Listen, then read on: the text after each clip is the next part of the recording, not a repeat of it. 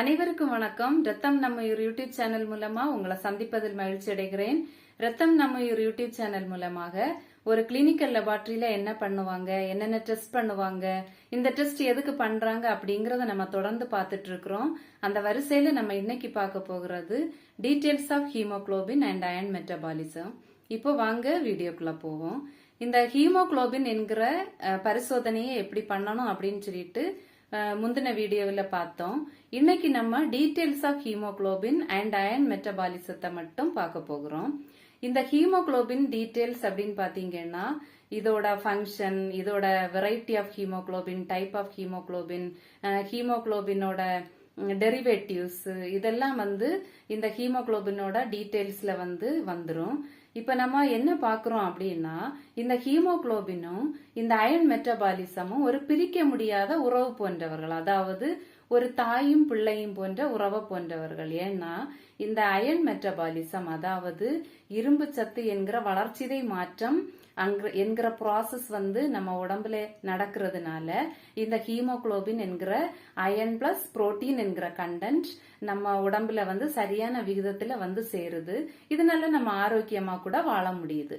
அதனாலதான் இந்த ஹீமோகுளோபினும் அயன் மெட்டபாலிசமும் இந்த ரொம்ப இம்பார்ட்டன்டான ஒரு பிரிக்க முடியாத உறவாக தென்படுது. இப்ப இத டீடைல்ஸா பார்க்க போறோம். வாங்க பாக்குறோம். First one பார்த்தோம்னா introduction of hemoglobin. Hemoglobin is the coloring matter of the red blood cells. The molecular weight is 68,000. அதாவது இந்த ரெட் பிளட் செல்லுக்கு கலர் கொடுக்கிற கண்டென்ட் யாரு அப்படின்னு பாத்தீங்கன்னா இந்த ஹீமோகுளோபின் தான். இதோட மாலிகுலர் வெயிட் பாத்தீங்கன்னா 68,000 இருக்குது. அடுத்ததா பாத்தீங்கன்னா function of haemoglobin. The function of hemoglobin is to carry the respiratory gases. அதாவது நமக்கு சுவாசிப்பதற்கு தேவையான ஆக்சிஜனை இந்த ஹீமோகுளோபின் தான் சுமந்துட்டு நுரையீரலுக்கு கொடுக்குது. திரும்ப கார்பன் டை ஆக்சைடை நுரையீரலிலிருந்து வெளியே எடுத்துட்டு வர்றதும் இந்த ஹீமோகுளோபின் தான். இந்த ஃபங்க்ஷனை இந்த ஹீமோகுளோபின் முக்கியமா பண்ணிட்டு இருக்கு. அதுதான் இந்த ஹீமோகுளோபினோட ஃபங்க்ஷன். அடுத்ததா பார்த்தோம்னா derivative of haemoglobin. Hemoglobin combines with any gas is called the derivative of hemoglobin. அதாவது ஹீமோகுளோபின் எந்த கேஸ்னால கம்பைன்ட் ஆகுதோ அதைத்தான் டெரிவேட்டிவ் ஆஃப் ஹீமோகுளோபின் அப்படின்னு சொல்லலாம். The following are the derivatives of hemoglobin. First one பாத்தீங்கன்னா oxyhemoglobin. This is formed by the combination of hemoglobin with oxygen by the process of oxygenation. அதாவது நம்ம சுவாசிக்க கூடிய ஆக்சிஜனை ஹீமோகுளோபின் பைண்ட் பண்ணுது. அந்த ப்ராசஸ் தான் ஆக்சிஜனேஷன் அப்படின்னு சொல்லலாம். இதுக்கு தான் ஆக்சி ஹீமோகுளோபின் அப்படின்னு பேரு. செகண்ட் ஒன் பாத்தீங்கன்னா ferro haemoglobin.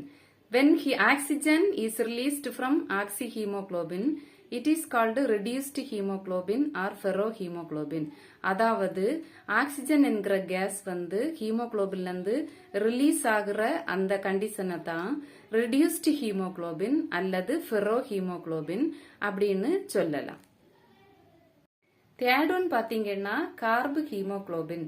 It is the derivative of haemoglobin with carbon dioxide. அதாவது இந்த கார்பன் டை ஆக்சைடை ஹீமோகுளோபின் கம்பைன் பண்ணுது. அதைத்தான் கார்பு ஹீமோகுளோபின் அப்படின்னு சொல்லலாம். ஃபோர்த் ஒன் பாத்தீங்கன்னா carboxy haemoglobin. The combination of haemoglobin with carbon monoxide produces this. அதாவது இந்த கார்பன் மோனாக்சைடு என்கிற கேஸ் ஹீமோகுளோபின்ல கம்பைன்ட் ஆகுது. அதைத்தான் கார்பாக்சி ஹீமோகுளோபின் அப்படின்னு சொல்லலாம். ஃபிஃப்த் ஒன் பாத்தீங்கன்னா sulph haemoglobin. It is formed by the combination of haemoglobin with hydrogen sulphide. அதாவது ஹைட்ரஜன் சல்பைடு என்கிற கேஸ் மூலமா இந்த ஹீமோகுளோபின் கம்பைன்ட் ஆயிடுச்சுன்னா அதைத்தான் சல்ஃப் ஹீமோகுளோபின் அப்படின்னு சொல்லலாம். சிக்ஸ்த் ஒன் பாத்தீங்கன்னா nitrous oxide haemoglobin. It is produced when hemoglobin combines with nitrous oxide. அதாவது நைட்ரஸ் ஆக்சைடு என்கிற கேஸ் மூலமா ஹீமோகுளோபின் கம்பைன்ட் ஆயிடுச்சுன்னா அதை நைட்ரஸ் ஆக்சைடு ஹீமோகுளோபின் அப்படின்னு சொல்லலாம். இந்த டெரிவேட்டிவ் ஆஃப் ஹீமோகுளோபின்ல சொல்லப்பட்ட oxy haemoglobin, ferro haemoglobin, carb haemoglobin, carboxy haemoglobin, sulph haemoglobin, nitrous oxide haemoglobin, இதெல்லாம் வந்து இந்த ஒவ்வொரு கேஸை பைண்ட் பண்ணக்கூடிய அந்த கெப்பாசிட்டியை தான் இதுல சொல்லியிருக்காங்க.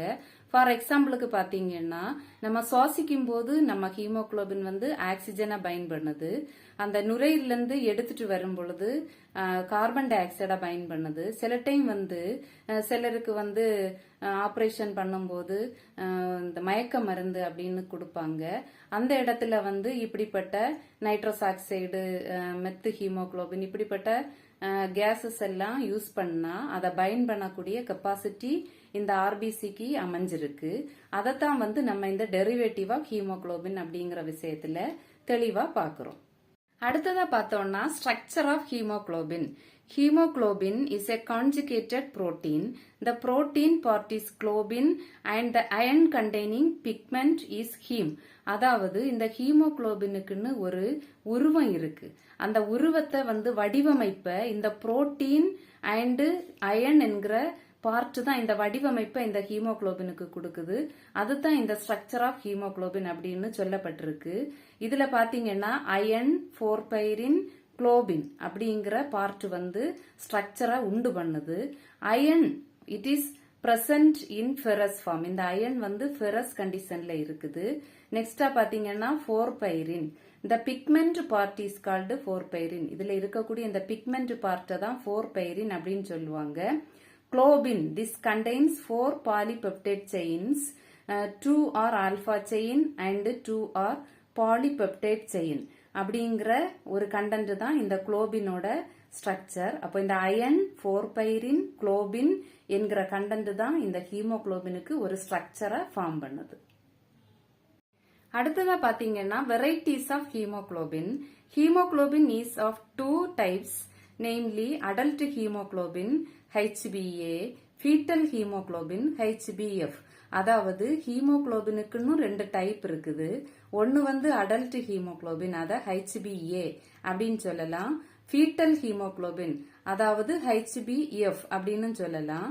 அந்த அடல்ட் ஹீமோகுளோபினுக்கும் ஃபீட்டல் ஹீமோகுளோபினுக்கும் இருக்கக்கூடிய வித்தியாசம் அப்படின்னு பாத்தீங்கன்னா, in adult hemoglobin, the globin contains 2 alpha chains and 2 beta chains. In fetal hemoglobin, there are 2 alpha chains and 2 gamma chains instead of beta chains. இதுதான் இந்த adult ஹீமோகுளோபினுக்கும் ஃபீட்டல் ஹீமோகுளோபினுக்கும் உள்ள வித்தியாசம். இந்த அடல்ட்டா இருக்கிறவங்களுக்கு இந்த குளோபின் கண்டென்ட் வந்து 2 ஆல்பா செயின் அண்ட் 2 பீட்டா செயினோட இருக்கும். ஃபீட்டலுக்கு அதாவது அந்த குழந்தை கருவுக்கு பாத்தீங்கன்னா இந்த ஹீமோகுளோபின் ஆல்பா செயின் 2ம் காமா செயினும் 2மா இருக்கும். இதுதான் இதோட வெரைட்டி ஆஃப் ஹீமோகுளோபின் அப்படின்னு சொல்லலாம். அடுத்ததா பார்த்தோம்னா substances necessary for haemoglobin synthesis. அதாவது ஹீமோகுளோபின் உற்பத்தி ஆகிறதுக்கு என்னென்ன சப்ஸ்டன்ஸ் தேவை அப்படிங்கறத பார்க்க போறோம். First class protein, second metals like iron, copper, cobalt and nickel. Third one vitamins. Vitamin C, riboflavin, nicotinic acid and pyridoxine are also essential for the synthesis of hemoglobin. இந்த protein, metal, vitamins வந்து சரியான விகிதத்துல சாப்பாடு மூலமா நமக்கு உடம்புக்கு கிடைச்சாதான் இந்த haemoglobin வந்து சரியான அளவுல சிந்தசிஸ் ஆக முடியும். ஆகவே நம்ம ஆரோக்கியமான உணவுகளை சாப்பிட வேண்டும் என்று இதன் மூலமாய் கேட்டுக்கொள்கிறேன். அடுத்ததா டிஸ்ட்ரக்ஷன் ஆஃப் ஹீமோகுளோபின். அதாவது இந்த ஹீமோகுளோபின் எப்படி தன்னுடைய ஓட்டத்தை முடிக்குது அப்படின்னு பார்த்தோம்னா, after the lifespan of 120 days, the red blood cell is destroyed in the reticuloendothelial system.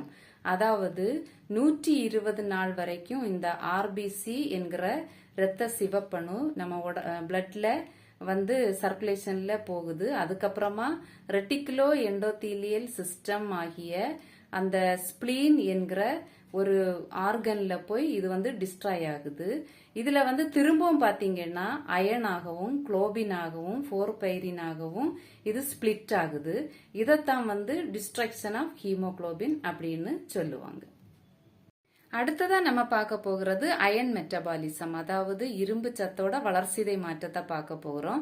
இதுல முதலாவது பாத்தீங்கன்னா இம்பார்ட்டன்ஸ் ஆஃப் அயன். இந்த அயனோட முக்கியத்துவம் என்ன அப்படின்னு பார்த்தோம்னா, iron is important for the formation of haemoglobin. இந்த இரும்பு சத்து வந்து ஹீமோகுளோபின் உற்பத்திக்கு மிக மிக முக்கியத்துவம் வாய்ந்த ஒரு சப்ஸ்டன்ஸா காணப்படுது. அடுத்ததா பார்த்தோம்னா அப்சார்ப்ஷன் ஆஃப் அயன், அதாவது எப்படி இந்த இரும்பு சத்து உடம்புல உட்கிரகிக்கப்படுது அப்படின்னு பார்த்தோம்னா, iron is mainly absorbed from the small intestine, அதாவது அதிகமா வந்து இந்த நம்ம சாப்பிடுற சாப்பாடுல இருக்கக்கூடிய அயன் கண்டென்ட் வந்து குடல் மூலமாகத்தான் நம்ம உடம்புக்கு உட்கிரகிக்கப்படுது. இதன் மூலமா தான் இந்த அயன் வந்து நம்ம பிளட்ல சேரதுக்கு ஒரு வாய்ப்பா அமையுது.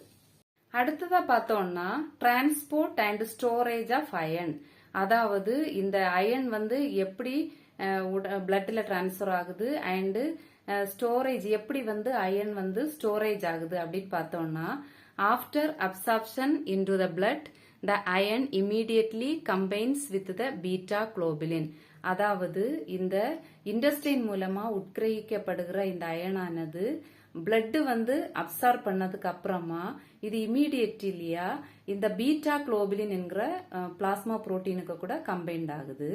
அடுத்ததா iron is stored in large quantities in the reticulo endothelial cells and liver hepatocytes, அதாவது இந்த அயன் வந்து எங்க ஸ்டோரேஜ் ஆகுது அப்படின்னு பார்த்தோம்னா, ரெட்டிகுலோ எண்டோதீலியல் செல்ஸ் ஆகிய இந்த லிவரோட ஹெப்பட்டோசைட்ஸ்ல தான் வந்து இந்த அயன் ஸ்டோரேஜ் ஆகுது.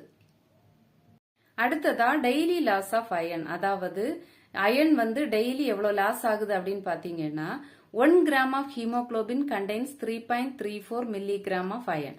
1 கிராம் ஹீமோகுளோபின்ல இருக்கக்கூடியது 3.34 மில்லிகிராம் ஆஃப் அயன் மட்டுமே.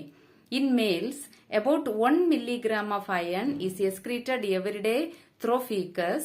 In females, the amount of iron lost from the body is very much high. This is because of the menstruation. அதாவது மேலுக்கு 1 மில்லிகிராம் ஆஃப் அயன் வந்து எவ்ரிடே த்ரோ ஃபீக்கஸ் மோஷன் வழியா வெளியேற்றப்படுது.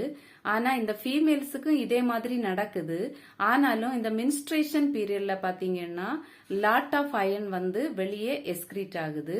இதனால வந்து லேடிஸுக்கு iron content கம்மியாகக்கூடிய வாய்ப்பு இதனாலே நிகழுது. இதனால என்ன பண்ணணும்னா, அயன் கண்டென்ட் அதிகமான சாப்பாடு நம்ம லேடிஸ் வந்து பொதுவா அதிகமா சேர்த்துக்கணும். அதுதான் இந்த டெய்லி லாஸ் ஆஃப் அயன்ல வந்து முக்கியப்படுத்தப்பட்டிருக்கிறது.